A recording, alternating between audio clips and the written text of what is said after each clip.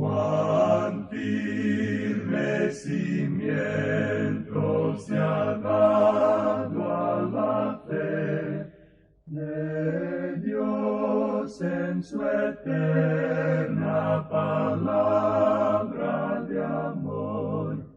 Con el propósito de compartir con usted las inmutables verdades de la palabra de Dios, presentamos A Través de la Biblia, un estudio detallado y sistemático de toda la Biblia que le ayudará a conocer lo que Dios ha revelado para nuestro provecho espiritual. Estos estudios bíblicos fueron diseñados y elaborados por el Dr. J. Vernon McGee, versado maestro de la Biblia, quien dedicó la mayor parte de su vida a la enseñanza clara y sencilla de la palabra de Dios.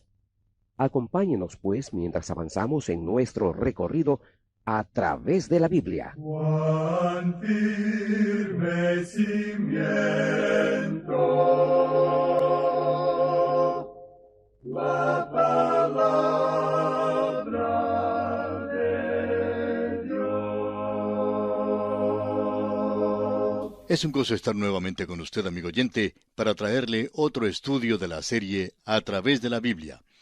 Continuamos hoy, amigo oyente, nuestro recorrido por el segundo libro del Antiguo Testamento, el libro de Éxodo. En nuestro programa anterior concluimos diciendo que las huestes de Egipto avanzaban contra los hijos de Israel con 600 carros. Luego, en los versículos 8 al 10, vimos cómo los israelitas se encontraban en una situación bastante difícil, con el Mar Rojo frente a ellos y las huestes de Egipto por detrás. Leamos ahora el versículo 11 de este capítulo 14 de Éxodo que estamos considerando. Y dijeron a Moisés, ¿no había sepulcros en Egipto que nos has sacado para que muramos en el desierto? ¿Por qué has hecho así con nosotros que nos has sacado de Egipto? Esta es una declaración algo irónica, y estamos seguros que lo fue aún más en aquel día. Las grandes pirámides eran como monumentos a los cementerios de los reyes. Las momias estaban en todas partes en Egipto. Era un gran cementerio. Los israelitas decían, ¿nos trajiste al desierto para morir porque no había lugar para sepultarnos en la tierra de Egipto? Los israelitas creen que van a ser muertos en el desierto. Ahora el versículo 12 dice, ¿no es esto lo que te hablamos en Egipto diciendo, déjanos servir a los egipcios? Porque mejor nos fuera servir a los egipcios que morir nosotros en el desierto. Los israelitas en la tierra de Egipto clamaron pidiendo la liberación. Dios les proveyó la oportunidad para salir y en el momento en que se hallaron en peligro quisieron regresar a Egipto. Ahora note usted lo que Dios hará por su pueblo. Son indefensos, están desesperados sin la ayuda de Dios. Ahora, si han de ser redimidos, Dios tendrá que hacerlo. Ojalá que nosotros pudiéramos adquirir aquel punto de vista objetivo en cuanto a nosotros mismos hoy en día, porque somos exactamente como los israelitas. Si pudiéramos acompañar a los astronautas a la Luna y mirar nuestra pequeña Tierra, veríamos a hombres y mujeres que andan perdidos en el pecado. En realidad, nuestro mundo es un lugar desesperado. Es un gran cementerio.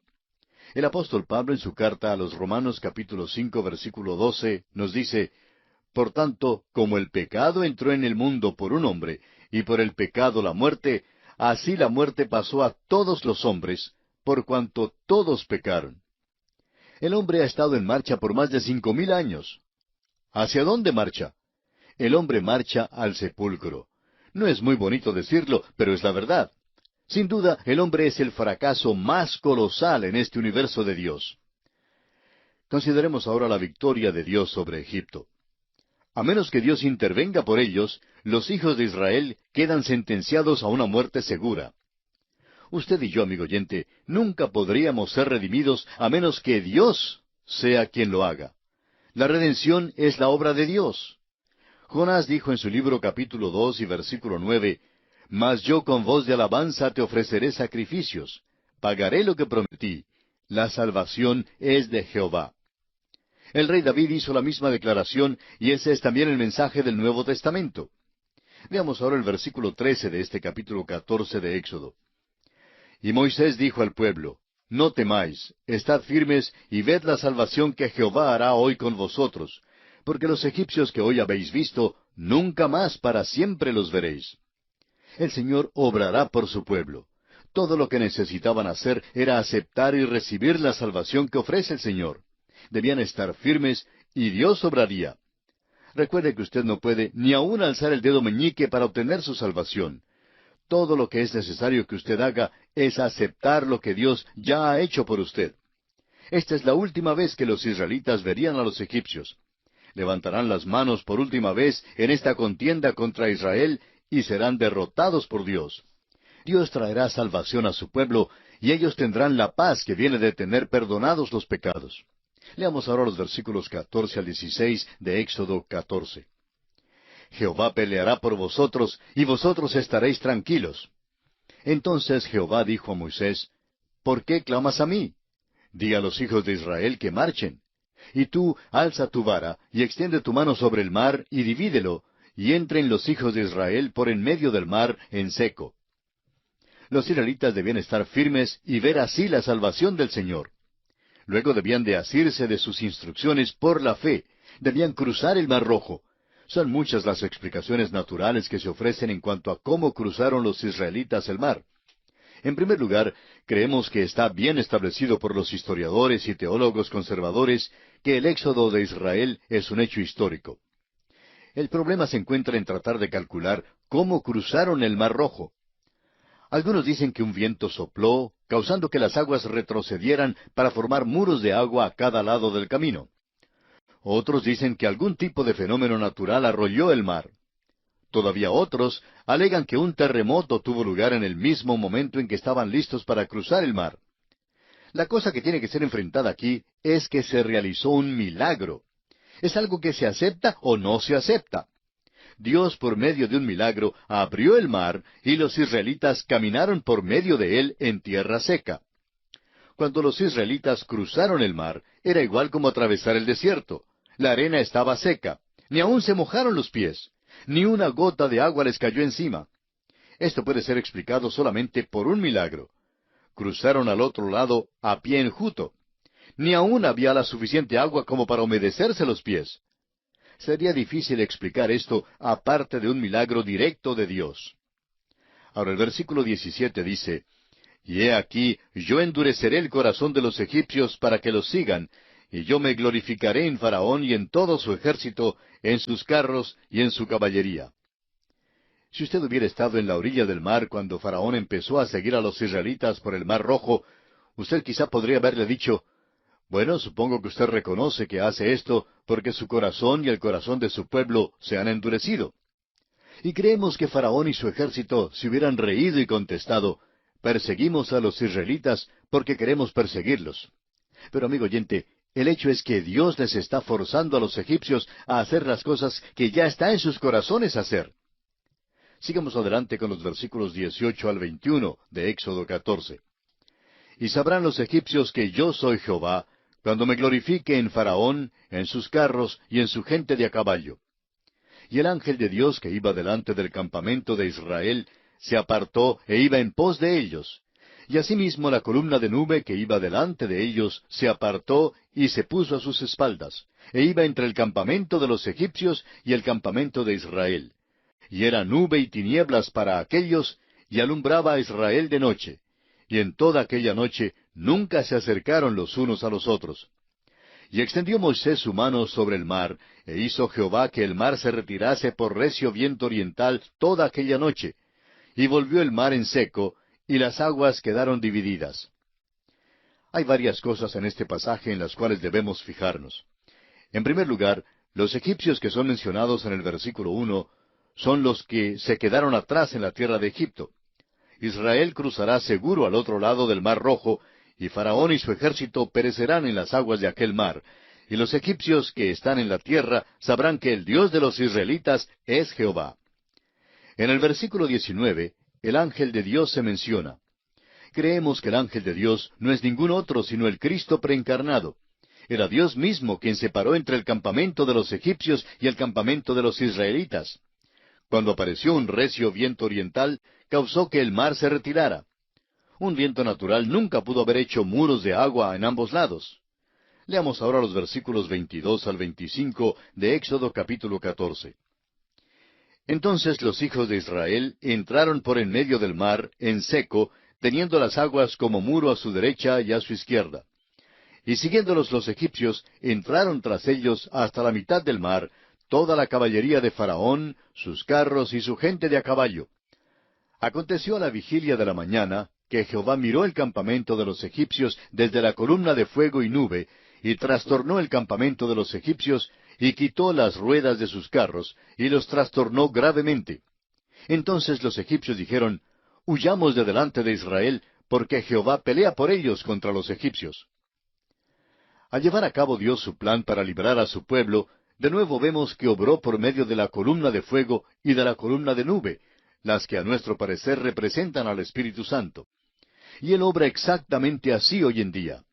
Dios obró por medio de su Espíritu, representado por la columna de fuego y la columna de nube.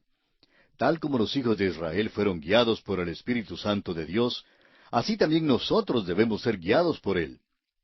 Los egipcios entendieron con claridad entonces que lo que les estaba sucediendo era ciertamente algo sobrenatural, y ahora quieren escapar y dan la vuelta y tratan de retirarse. De este capítulo 14 de Éxodo, leamos los versículos 26 al 28. Y Jehová dijo a Moisés, extiende tu mano sobre el mar, para que las aguas vuelvan sobre los egipcios, sobre sus carros y sobre su caballería.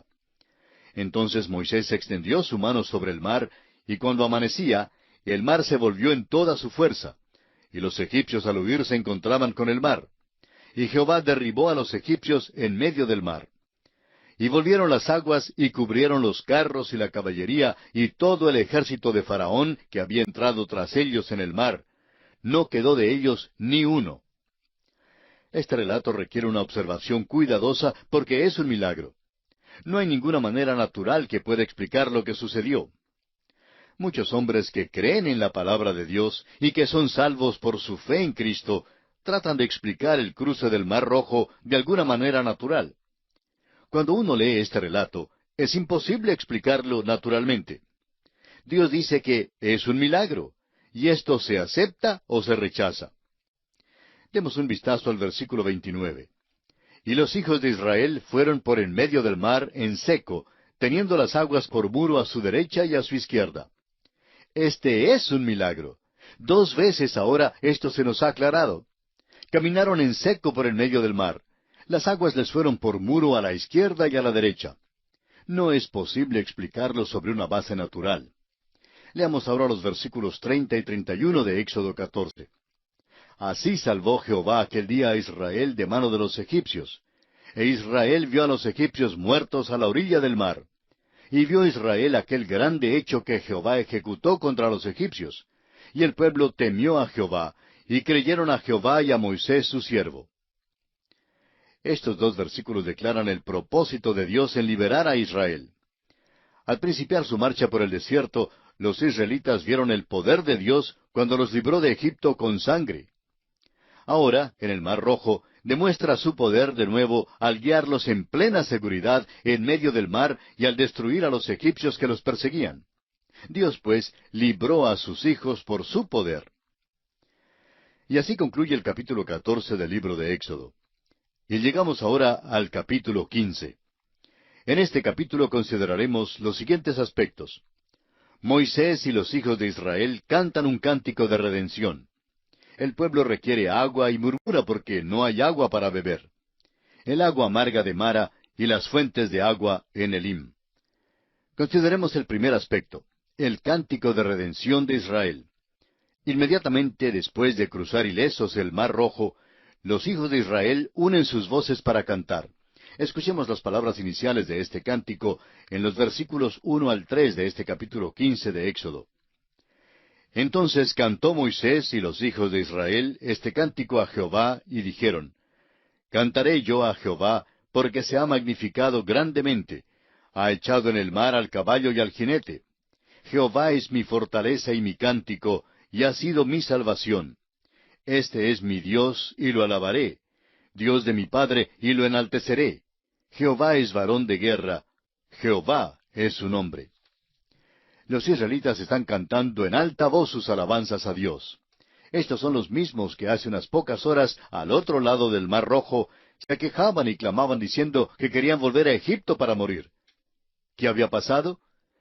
El apóstol Pablo nos dice en su primera carta a los Corintios, capítulo 10, versículo 11, que estas cosas les acontecieron como ejemplo y están escritas para amonestarnos a nosotros, a quienes han alcanzado los fines de los siglos. Unos versículos más atrás, en este mismo capítulo 10, versículos 1 y 2, da más luz sobre este asunto. Pablo dice, «Porque no quiero, hermanos, que ignoréis que nuestros padres todos estuvieron bajo la nube, y todos pasaron el mar, y todos en Moisés fueron bautizados en la nube y en el mar». Ahora, ¿cómo fueron bautizados los hijos de Israel en Moisés? No pudo haber sido en agua porque cruzaron en medio del mar Rojo a pie enjuto, es decir, en seco. Ni una gota de agua les cayó encima. Ahora, si usted quiere hablar en cuanto al agua, mire bien a los egipcios. Ellos fueron los que se mojaron. ¿Qué significa, pues, que los israelitas fueron bautizados en Moisés, en la nube y en el mar? Significa que se identificaron con Moisés. El significado principal del bautismo es la identificación. El ritual del bautismo se lleva a cabo en el agua, y creemos que esto es esencial e importante.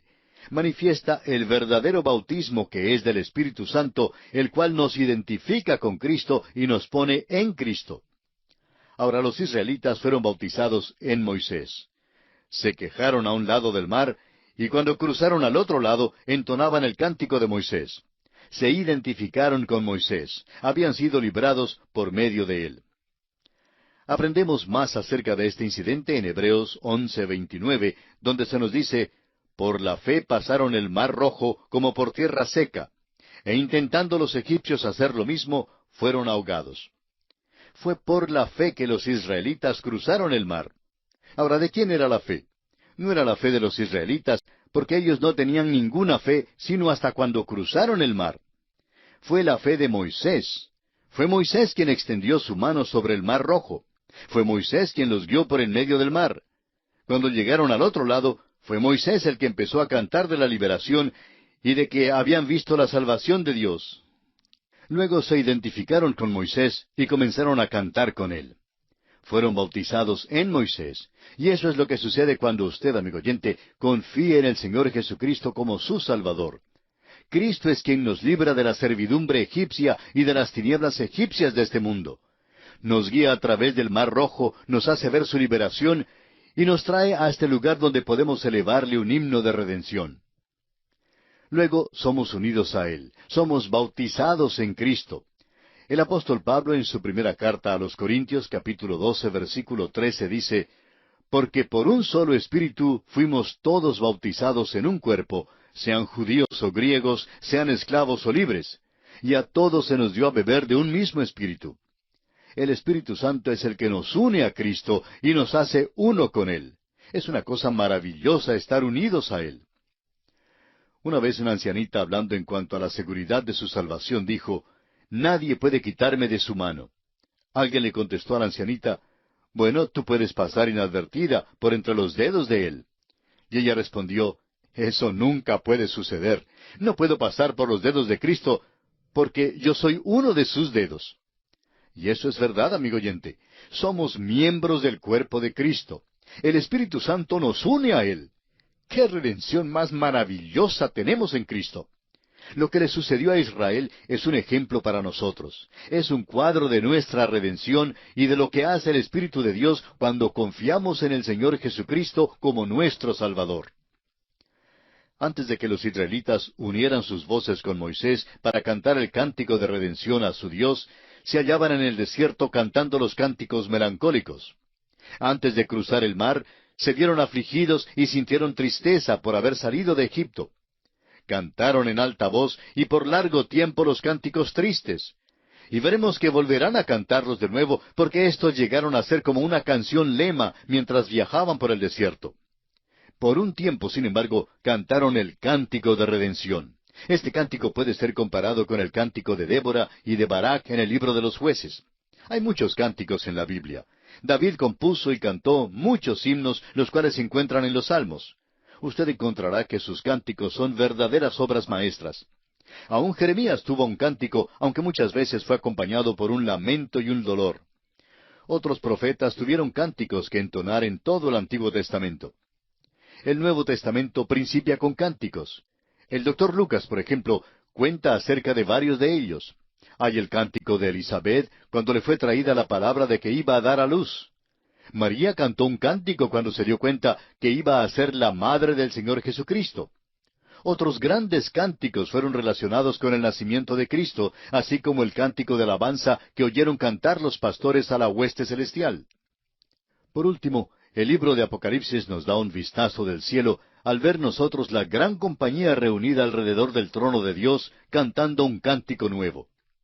Con todo el hablar hoy en día en cuanto a la paz, no sería malo que todo el mundo leyese ese cántico que cantaron las huestes de Israel. Nos dice que Jehová es varón de guerra. En el capítulo 19 de Apocalipsis lo vemos acercándose a la tierra y reprimiendo toda injusticia. Hasta aquel tiempo, la tierra nunca tendrá la paz. En Mateo 10:34 el Señor dijo, «No penséis que he venido para traer paz a la tierra. No he venido para traer paz, sino espada». Estas palabras fueron habladas en cuanto a su primera venida a la tierra.